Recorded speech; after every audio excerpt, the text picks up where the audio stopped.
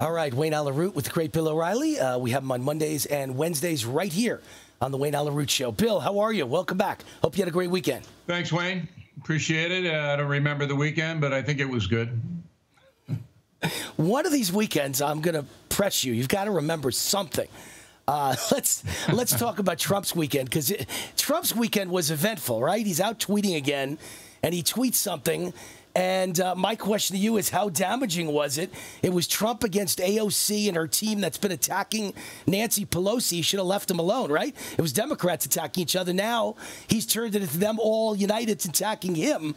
And he said they should get the hell out of the country if they don't like it. I don't really mind that sentiment. But do you think they actually hate America? And do you think he damaged himself with the tweets?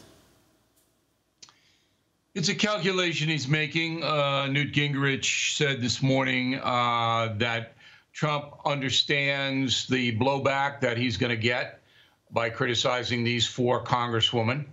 But he believes that most Americans despise the far left. And he wants to create a him versus them scenario, which he believes will help him in the election. So that's why he's doing this. Plus, Trump is Trump, as you'll find out in my upcoming book, The United States of Trump. He gets bored, and he has to throw hand grenades to liven things up. That's just who he is and what he does. He doesn't really care a lot about unintended consequences. Now, maybe that's foolish. Certainly the press gets another reason to brand him a racist. But the bigger picture is now, and you can see this if you read The Hollywood Reporter today. The Hollywood far left is now basically saying, if you vote for Trump, you're a racist. That's going to be the new far left mantra. If you vote for him, you support him, you stick up for him, you defend him in any way, you're a racist. So that's what's coming out of all this. I don't know if you saw the polls, but I know they all try to claim that Trump's unpopular in the 40s. But I saw today that AOC is at 7%, and 22%, and Ilhan Omar is at 7%. So the media never mentions that. So I think if you're in the 40s, which I still don't really believe, I think Trump's in the high 40s or 50s. But if you are in the 40s and you're picking a fight with someone who's at 22% and 7%, I think you stand a pretty good chance of winning. So Trump may be right with this calculation. Well, certainly he believes that the voters that he could persuade despise what's going on with Alexandria Ocasio-Cortez. And there's another factor. He wants to put Nancy Pelosi and the mainstream Democrats like Biden in that corner. He wants them to defend Ocasio-Cortez and Omar, whatever. He wants them to start defending the far left. So it's a chess game, dangerous game, with all the racism stuff floating around. Morgan Freeman, I was surprised to see him come out today and call Trump a racist. I've always had a little bit of respect for his intellect, Freeman.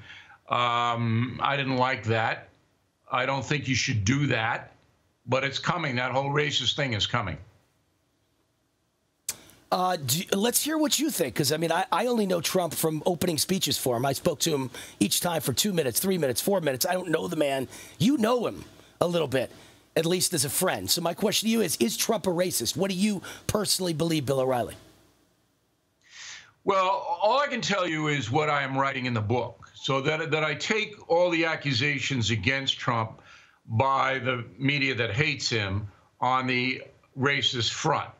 And then I dissect them. All right. So the birther stuff against Obama, Charlottesville, Virginia. We don't have time to get into it because it's a sophisticated analysis, a lot of facts. But I will tell you 2 things. I've never heard Trump ever disparage a minority group in any way. But he does say things like S-hole countries to describe primarily black-run nations. So if you're African-American, you can say, well, it's a racist statement. You can say that. But I've never heard him say, well, I think whites are better than blacks, or I think whites are better than Asians, anything like that, ever. Okay? But he doesn't have empathy Donald Trump does not have empathy for minority people in the sense that he says, now you have the same opportunity as whites. Seize it. I've given you a good economy. Seize it. He doesn't buy the slavery thing. He doesn't buy the victimization. He doesn't buy the grievance industry. So when you have that kind of cut and dry approach, he does leave himself open for those charges. All right, quickly, one last question about the weekend ICE raids. Trump says they were successful, but it's probably not a good idea to announce them in advance. And from the media reports I've seen, just a handful of people were arrested, so it does not seem like they were successful or lived up to Trump's hype. What do you say? Well, the president says that we don't know about how many people taken into custody, which is true. The story for me is two prongs to the story. Number one, all of these people were told by a federal judge to turn themselves in for deportation. So their flight, they said no, they didn't show up. They had to march. So there's warrants out for their arrest. Press will very rarely tell you that. Number two, an amazing array of Democratic politicians basically say, we're not going to obey the law. We're not going to obey those warrants. We're going to try to help illegal aliens under deportation order to evade it. That's anarchy. And that you could make a case is breaking the law itself. Now, when you don't have a media holding anybody accountable in that area, you don't hear much about it. But I think it's a pretty darn good story. And that's what I would have done had I been President Trump rather than the 4 Congresswomen. All right, more wisdom always at BillO'Reilly.com. We thank you for coming on the show and appreciate your insights, Bill. Thank you. Okay, Wayne.